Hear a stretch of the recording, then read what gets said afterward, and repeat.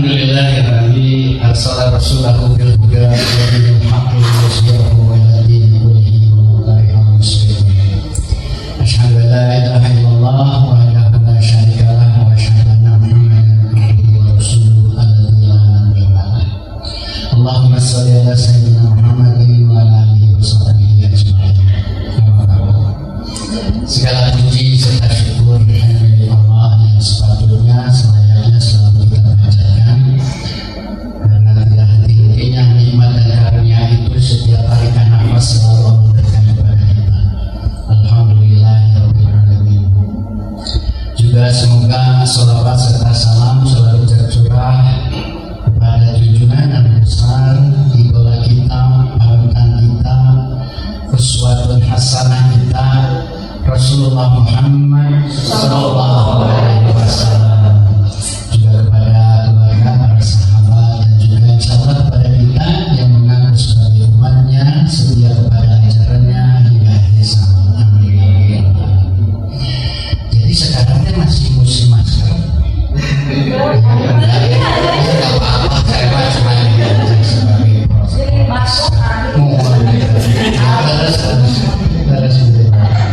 Ya, nah saya terlebih dahulu ingin mengucapkan terima kasih hatur nuhun sama Ustaz Ia. Dan ini masalah Ustaz tidak, perilakunya sudah Ustaz sekali. Ustaz Ia mencontohkan kepada saya bagaimana memuliakan seorang muslim, meskipun itu bukan sanak keluarganya, bukan apanya gitu ya. Saya bertemu sama Ustaz Yanti baru sekali, tetapi saya merenungkan pertama kali undangan diberikan secara beliau untuk hadir di masjid di dekat rumah beliau di Ciroyom, dan dari situ masya Allah lebih banyak dari ini. Saya sampai keringetan ini ya, sampai tegang. Masya Allah ya, sebagian cuma. Dan itu kembali lagi Ustaznya mengundang untuk hadir di kantor. Katanya kepunawan sih gitu ya, makin dahsyatnya bukan Ustaz. Tapi saya dari situ merenungkan gitu, masya Allah, hubungannya dengan tarbiyah tadi, bahwa ini juga termasuk di dalam tarbiyah, di dalam pendidikan yang Allah berikan kepada seorang muslim, seorang yang mengaku di dalam dirinya ada iman, bahwa beginilah caranya memuliakan orang sesama muslim. Ikramul muslimin itu ini dalam hidup sehari-harinya itu, dan bagaimana memuliakan kamu. Ustaznya ini mencontohkan dengan baik sekali, dan saya hormat kepada beliau ya. Alhamdulillah tuh Ustaz.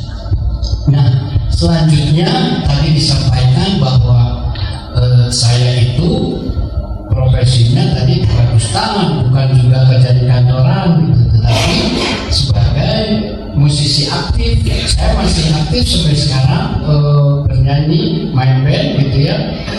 Nah, jadi kompetensi saya di dalam bidang dakwah ini, kenapa tuh gitu saya memberanikan diri, nggak tahu saya juga kenapanya, tetapi dari diskusi, tanya-tanya dengan para ustaz gitu ya, asatidz dan sebagainya, memang kewajiban dakwah itu melekat kepada diri seorang muslim, siapapun itu, yang mengetahui satu ayat pun diwajibkan seperti sabda Rasulullah, sampaikan dalam satu ayat. Nah, insya Allah saya sudah hafal lebih dari 10 ayat maya, jadi kewajibannya itu sudah jauh lebih melekat kepada saya gitu. Jadi sama benar ini. Nah, buat teman-teman milenial, benar itu dia ini penyanyi gitu. Kalau nanti dibuka aja di YouTube-nya ya, YouTube-nya masih segini, jadi belum pakai ini juga masih segini gitu ya.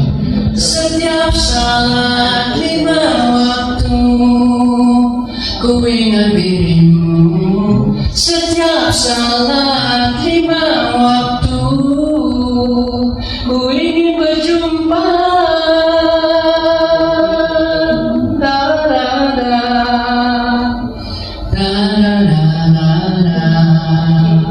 Itu lagu pertama saya waktu masih patah, mukanya juga masih patah, badan apa segala macam pikiran termasuk masih patah, dan hanya keberanian dan semangat yang menggebu untuk bisa tampil, untuk bisa berkarya di bidang musik gitu ya. Itu tahun 93. Mungkin di antara teman-teman ada yang baru lahir ya tahun 93. Saya sudah punya 1 album tahun 93. Nah, perjalanan musik itu Masya Allah.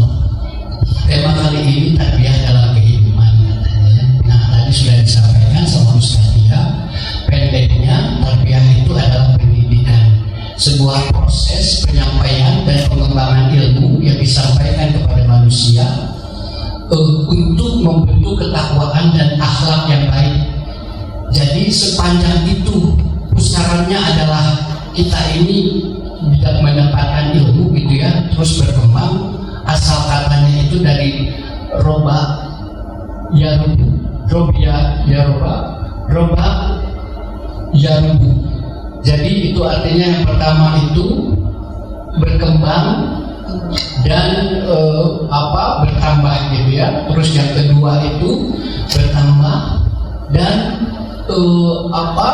berkembang dan apa maksudnya tuh? Aduh saya tadi lupa nih dari grogi kita. Alun itu ada dari saya tuh suka agak dengar kalau ada dalam sebuah kumpulan agak kenal gitu ya. Jadi berkembang dan tadi terbimbing gitu ya. Kemudian yang ketiga itu yang mengetahui segala sesuatu tentangnya dan yang membimbing. Jadi kalau dalam pusaran itu dalam apapun tidak hanya ilmu pendidikan yang formal di sekolah, tetapi di dalam kantor seperti ini juga untuk seorang muslim ini adalah tarbiyah. Karena sepanjang itu bisa memperbaiki, bisa mengembangkan ketakwaan kita dan melahirkan akhlak yang baik, itulah tarbiyah. Gitu. Dan tarbiyah itu ada 2 paling tidak ya. Tarbiyah kholakiyah, nanti dikonfirmasi lagi sama Ustaz yang benerannya. Tarbiyah kholakiyah yang berhubungan sama pendidikan yang seputar fisik jasmani untuk kepentingan rohani. Dan yang kedua adalah tarbiyah diniyah tarziyah. Itu pendidikan yang diberikan untuk menumbuhkan kepada pendidikan rohani untuk melahirkan akhlak yang baik. Jadi ada 2 itu. Kenapa 2 itu? Karena memang kita termasuk terdiri dari jasmani dan rohani. Kedua itu jasmani juga harus dididik, rohani pun demikian. Jasmani harus dikasih makan dengan makan yang sehat, yang baik, dan bermanfaat bagi tubuh.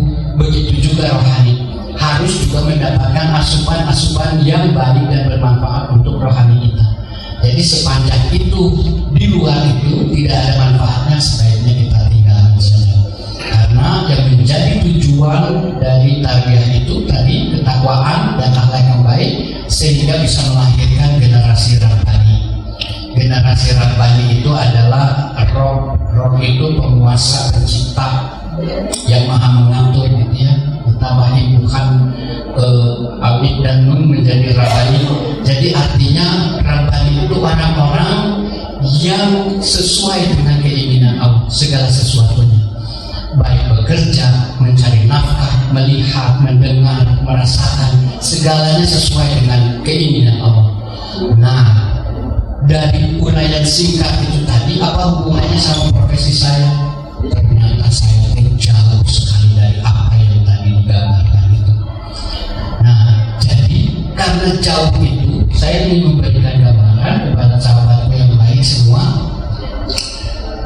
Tanaman-tanaman yang baik akan melahirkan buah yang baik dan akan menghasilkan panen yang baik yang bermanfaat. Tanaman-tanaman yang buruk tidak mungkin menghasilkan sesuatu yang baik.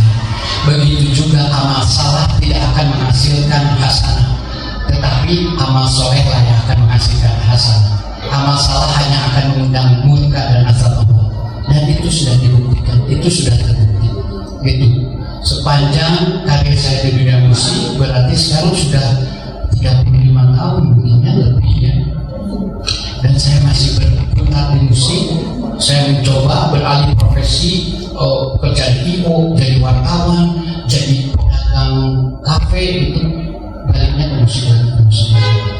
Masya Allah. Jadi saya juga ini ada apa dengan musik, tapi ternyata itu lagi-lagi itu adalah tarbiyah dari Allah, bahwa saya ditugasi mungkin dengan begini, sok sampaikan apa yang menjadi kecenderungan orang itu saat dititipi 4 hal oleh Allah. Jadi titipan pertama itu tenaga. Tenaga itu waktu muda kan, wah masih muda, masih asik gitu ya, kemana-mana juga bisa, kemana-mana juga dijabanin aja, begadang 2-3 hari juga dijabanin aja. Ada yang suka begadang di sini, pasti orang IT mah begadangnya. Jangan begadang. Allah membuat malam itu untuk istirahat dan siang itu untuk mencari karunia yang diberikan oleh Allah.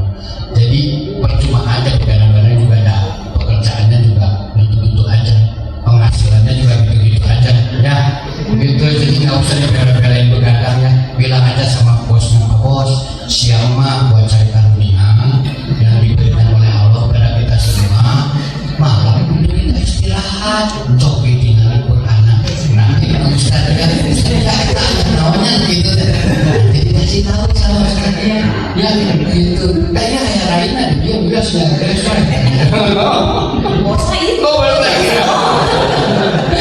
gitu ya.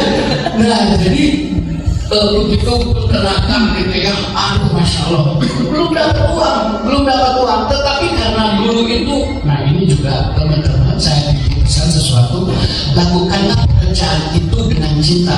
Jadi kita mencintai pekerjaan, bukan melakukan pekerjaan. Karena kalau kita hanya melakukan pekerjaan, yang ada hanya keluh kesah dan kukuludus saja. Coba aja, capek, dan itu capek. Tetapi kalau kita mencintai pekerjaan, kita juga hanya akan senyum aja. Dikasih masalah apapun senyum aja. Bismillah, Bismillah. Insya Allah segalanya pasti ada ujungnya, segalanya ada solusinya. Tidak mungkin suatu masalah itu Allah memberikan tidak dengan solusinya, itu tidak mungkin. Jadi terima aja, Bismillah aja. Nah, tadi itu tenaga. Suatu dengan tenaga masih hidup, masih baik-baik saja. Diberi lagi titipan berupa ilmu. Oh tentu saja menghafal lagu itu, kalau saya tampil di kafe itu bisa sampai 30 lagu, dan 30 lagu itu bahasanya juga bukan bahasa Indonesia, termasuk bahasa-bahasa lain yang saya juga terkadang nggak ngerti.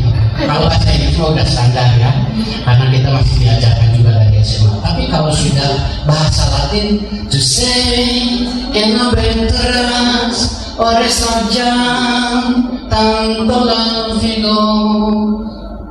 Katanya saya kenal, tetapi iya, itu versi Latinnya my way nanti cari dia Frank Sinatra. Saya menyanyikannya dengan bahasa Latin. Frank Sinatra aja yang orang Latinnya, orang Italinya nyanyi bahasa Inggris. Saya orang lembut di Cianjur nyanyi bahasa Latin. Ya, luar biasa. Maksudnya itu bukan apa-apa. Itu adalah karunia dari Allah. Karunia Allah.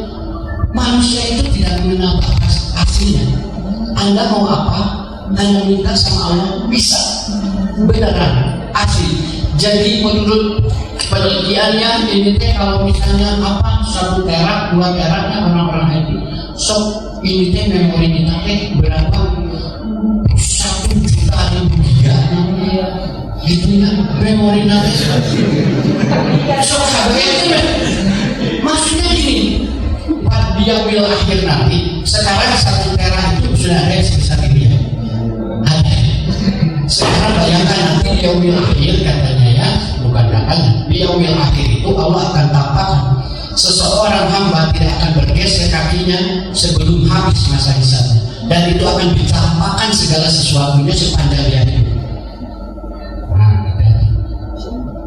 Jadi usah meninggalkan barang-barang baru-barunya dalam karet. Begitu disaksikan sama semua orang. Oh, di dunia bisa syukur-syukur. Mungkin luar biasa, hati-hati. Ya, video coba di sana air yang dikeceng. Terus nanti dia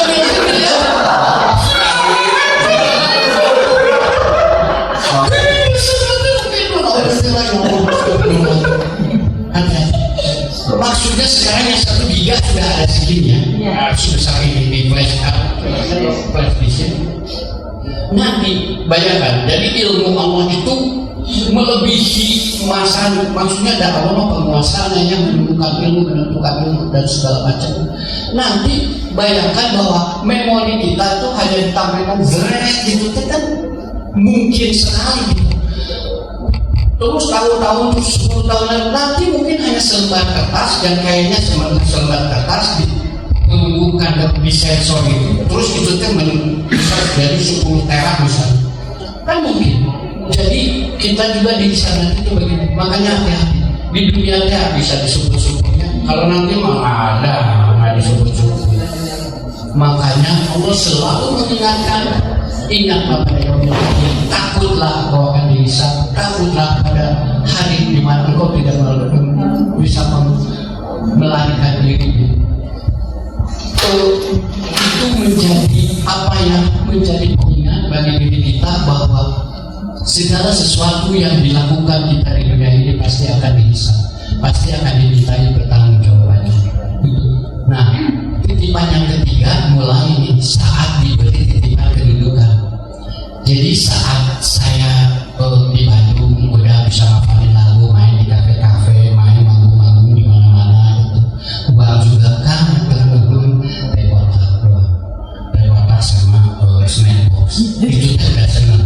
Ya, ada sempat main nungguin dari jam 8 sampai jam 12 nggak jadi main. Kenapa nggak jadi main? Karena nunggu kan sekedarnya salah kan sekedar sampai jam 12 tak polisi datang acaranya dibubarin. Kita masih di situ dari main. Tetapi semua itu saya ingin memberikan gambaran bahwa semuanya itu ada proses.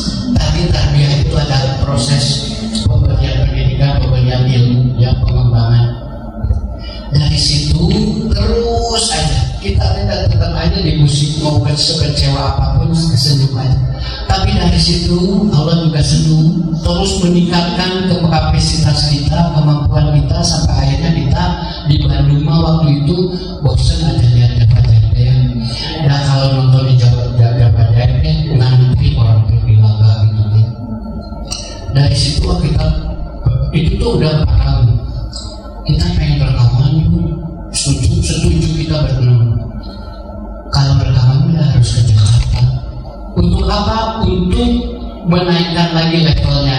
Setelah kita dikenal orang di Bandung, kita pengen lebih banyak lagi berekspresi dengan rekaman, tentu saja bisa. Karena kalau dibuat orang-orang di musik, yang paling penting adalah karyanya sebetulnya. Yang lain-lainnya itu bonus. Jadi kalau kita bisa berkarya, mempunyai karya, punya kenang-kenangan, itu yang lebih penting banget. Akhirnya kita ke Jakarta dan kita pendeknya dipercaya untuk rekaman. Album ketiga pertama kali itu tahun 93, kedudukan diangkat lagi. Dari situ kita lebih banyak lagi dikenal orang gitu ya. Kita mulai nih yang tadinya sholat 5 waktu mulai ngajel subuh dengan baik gitu ya. Mulai pelopor aku yang kan lucu kayak di bisa lucu meeting ngomong kagajel kan kayak hijikan asal tapi kalau ngajel lagi gitu ya. Maghrib mau berterima kasih kayak saya kalah dulu sholat maghrib. Saya kalah tahu tuh orang lembut yang saya kalah ayatnya saya kalah harus maghrib dia sholat ya udah sholat isanya isya apa lagi mau main bersiapan mandi ya kalian lagi terus itu berulang siklusnya seperti itu setelah kedudukan itu diberikan. Nah tetapi Allah masih tetap saja sayang, masih terus saja menunggui gitu ya dengan ya Allah Maha mengetahui segala sesuatu. Dari situ yang paling parah adalah setelah diberikan kedudukan itu diberikan titipan yang keempat harta. Sudah ada harta mengagali coba ayeuna tinggal lihat contoh-contoh yang sedang viral ya bagaimana dulu mungkin para pejabat itu yang kemudiannya mau siapapun lah, mau yang berseragam kebenaran dua-duanya seragam coklat seragamnya biru hijaunya ya itu biru coklat raya sedang nah berseragam artinya itu kedudukan ya mulai oke, aku berpuasa, oke, aku bisa melakukan ini dan itu. Padahal itu teh amanah, padahal itu teh ada titik pada Allah. Sejenak kemudian siapa orang yang berani makar sama Allah, perhatikan, makar Allah lebih dahsyat. Maka lihat akibatnya, dia mungkin sudah pintar dalam melakukan segala sesuatu, manipulasi, menyimpan uang, menebarkannya di dalam berbagai rekening. Dia terlindungi bagaimana mensiasati pajak dan sebagainya. Dia sudah sangat pandai. Tetapi lihat bagaimana Allah mengungkapkan aibnya itu, bagaimana Allah mengungkapkan skandalnya itu tidak dari dirinya, tetapi dari sisi dirinya. Bisa dari anaknya, bisa dari istrinya, bisa dari kaum kerabatnya, bisa dari manapun. Kalau contohkan satu dan itu akhirnya terjadi. Makanya jangan pernah sekali-kali niat pun terlintas untuk makar, untuk mengkhianati Allah, karena makar Allah lebih dahsyat. Dan itu sekarang kedudukan yang tinggi itu, harta yang banyak itu nggak ada habisnya. Sebagaimana yang difirmankan sama Allah bahwa anak-anak dan harta itu tidak akan ada habisnya. Dan itu terbukti. Tanda-tanda kekuasaan Allah itu selalu dibuktikan setiap saat bagi orang-orang yang mau mentafakuri. Dan memang sudah tugas kita untuk mentafakuri apa sesuatu yang kita alami, apa yang menimpa kita, itu semua pasti ada hikmah di balik itu semuanya. Nah, jadi itu semua menjadikan saya jauh dari Allah. Kesuksesan tadi, tenaga yang kuat, ilmu yang banyak, kedudukan yang tinggi, harta yang banyak berlimpah, itu bukan membimbing saya lebih mendekat kepada Allah, tetapi lebih menjauhkan saya dari Allah. Dan ingat, wa idz ta'azzana rabbukum la in syakartum la azidanakum wa la in kafartum inna azabi lasyadid. Barang siapa yang bersyukur atas nikmatku, maka aku akan tambah terus nikmatnya.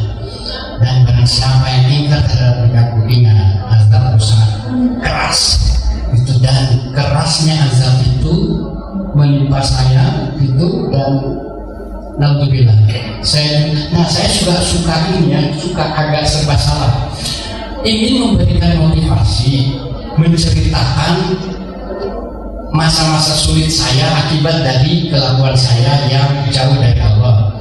Tetapi di sisi lain itu adalah aib, dan saya meyakini bahwa dan ngapain itu buka aib, Allah sudah menutup aib kamu buka.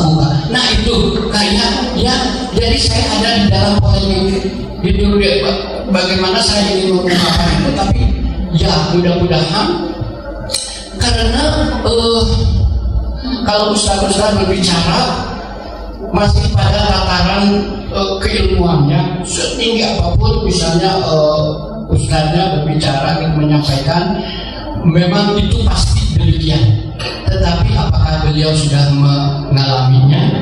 Belum tentu. Tetapi dalam kasus saya gitu, saya mengalami naon ina azabil syadid gitu. Alhamdulillah, koyong di azabil alim ya Allah. Alhamdulillah, saya bertobat. Saya menyesali segala sesuatu yang pernah saya lakukan. Dan itu pasti terjadi. Jadi jangan pernah coba-cobalah. Maksud saya, lihatlah potret orang lain untuk mendapatkan hikmah dari keburukan. Cukup lihat potret orang lain.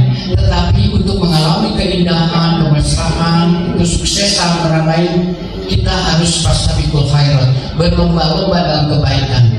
Jadi kalaupun ada iri di dalam diri kita, tetapi bukan iri dengki, tetapi iri dalam koridor ghidor itu iri, tetapi saya bisa berhasil ya gitu ya, dalam koridor positif. Saya bisa berhasil, kenapa sih dia bisa berhasil? Kamu dilihatin kebiasaannya, masya Allah, datang kantor ternyata dia selalu menyempatkan duha dulu sebelum bekerja. Paling tidak saya 2 ayat dia ya membaca Al-Quran, dan tidak pantesan dia sukses gitu ya. Ternyata kebiasaan itu dia tekuni terus gitu, dan dia berhasil mendapatkan manfaatnya. Karena betul-betul ya sahabatku yang baik, Allah itu ajib. Betul, saya merasakan keajiban Allah karena saya sudah bisa membandingkan kehidupan saya dulu yang ngaco dengan kehidupan saya yang sekarang. Insya Allah bertobat, ya Allah semoga memberi saya istiqomah. Dan itu saya bisa merasakan perbedaannya. Apapun sekecil apapun bisa merasakan perbedaannya. Karena kalau kata Allah, Huwallazi anzala sakinata fi qulubil mu'minina liyazdadu imanan ma'a imanihim. Allah memberikan ketenangan ke dalam hati saya gitu untuk memperbaiki. Dan dari dulu juga saya mengaku punya iman, tetapi sholat lewat baik, ngaji tarah, sedekah henteu, infak, komo, zakat kadang-kadang. Nah, itu semua itu menjadikan hati ini kotor, menjadikan hati ini gelisah, menjadikan perilaku seperti rubah gitu ya, para rubuh gitu. Yang namanya homo ini lepas karena begitu. Manusia adalah serigala untuk manusia lainnya itu karena mereka mah tidak punya tuntunan iman saya gitu. Tapi kalau orang-orang yang ada tuntunan iman di dalamnya, alladzi khalaqani fahuwa yahdini. Sungguh aku yang menciptakan kalian semua itu, dan aku yang memberikan kalian itu petunjuk. Mau apa kalian, mau apa? Minta sama Allah, berikan petunjuknya ya Allah.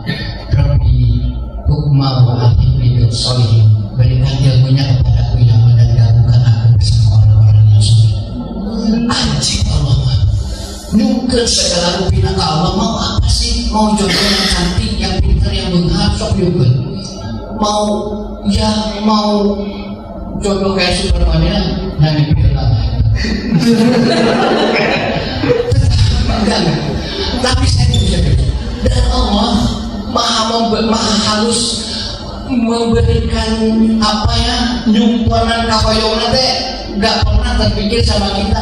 Tetapi SKB kata Allah, syarat dan ketentuan berlaku. Apa syarat dan ketentuan berlakunya ya Allah? Wa may yattaqillaha yaj'al lahu makhraja. Itu sok tingkatkan ketakwaan. Mau meningkatkan ketakwaan? Mau ya Allah, ya maka aku akan berikan jalan keluar. Gitu ya. Dan wa yarzuqhu min haitsu la yahtasib. Juga rezeki dari arah yang tidak diduga-duga. Nah, itu semua nyata. Beneran nyata. Apa yang ada di dalam Al-Quran itu adalah memang kalau Allah itu adalah firman-firman Allah yang memang begitulah adanya, tidak pernah meleset. Jadi kalau kita ada ragu sedikit, tapi bukan karena ayat Allahnya tidak benar, karena kitanya ragu. Tetapi kalau kitanya la raiba fihi, kitanya yakin tidak ada keraguan sedikit pun sama Allah, mau apa? So, Anda dalam 3 tahun mau memiliki TCB ini bisa. So, gak lu cita-cita itu berani kan? Berani? Harus berani tuh. Maksudnya tidak bosnya saya mau ngerekam bos. Ada ngobrol bosnya. Bos, bagaimana bos bisa sukses begitu? Masya Allah, saya melihat bosnya benar-benar dikaruniai sama Allah luar biasa. Tetapi syariatnya manusia harus berusaha bos, ajarkan saya supaya saya 3 tahun kemudian bisa memiliki TCB ini paling tidak sebagai salah satu pemegang sahamnya. Bosnya juga pasti senang. Kalau bosnya orang muslim pasti senang melihat begitu. Karena Rasulullah mencontohkan seperti itu. Dalam sebuah usaha Rasulullah menyiapkan para pengganti, menyiapkan orang-orang yang memang suatu saat akan menjadi pemegang tampuk pimpinan. Karena kita ini tidak bisa menguasai seluruh dunia, tidak bisa menguasai seluruh bidang, tidak bisa memegang segala sesuatu dalam waktu bersamaan. Maka insya Allah dengan saya bisa mengetahui bahwa ini bosnya orang lain dan mengizinkan pengajian seperti ini diadakan di kantornya, Masya Allah. Jarang sekali orang-orang bos yang seperti itu. Makanya sepanjang kita berbicara, menyampaikan dalam koridor yang baik dengan hikmah itu ya, insya Allah bosnya juga pasti harus punya cita-cita yang tinggi. Orang muslim harus sebagai umat pasangan kan ya umat terbaik itu Vero umat, wah kedah jagoan, kedah berjaya, kedah pintar, kedah berkuasa, kedah untuk apa semua itu? Untuk mendekatkan diri kita kepada Allah. Bukan untuk menaklukkan orang lain, untuk ngaruh halal si anu si itu, untuk memberikan orang lain, tidak, tetapi untuk lebih mendekatkan diri kita kepada Allah. Maka Allah akan ridho. Setelah Allah ridho, mau apa kita? Allah akan beri uang yang kemarin bulan lalu belum habis, Allah tambah lagi terus. Gitu. Sekarang makan baru 3 hari kemana duit sekarang? Doa tuh itu kan ya tadi larwe bapi, jangan pernah ada keraguan. Kalau sudah yakin sok maksudnya itu merasakan kemarin Allah Akbar, kemarin belum habis Allah tapi ada alhamdulillah. Janji Allah gitu.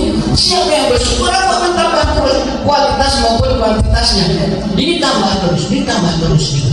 Nah, untuk merasakan itu tadi SKB-nya laksanakan. Itu saja singkat ya, dan insya Allah itu semua juga kebaikannya untuk diri saya. Kalaupun nanti ada keburukannya, jangan sampai sahabat sekalian mengalami itu semua, gitu ya.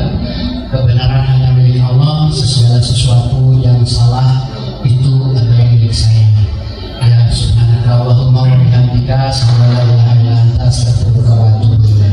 Wassalamualaikum warahmatullahi wabarakatuh. Saya memberikan kesempatan untuk diskusi. Itu maksudnya. Mau ada ngegantung teh nggak enak ya. Closing gantung enak di event perasaan. Kalau gitu mah enak. Gitu. Mau nggak?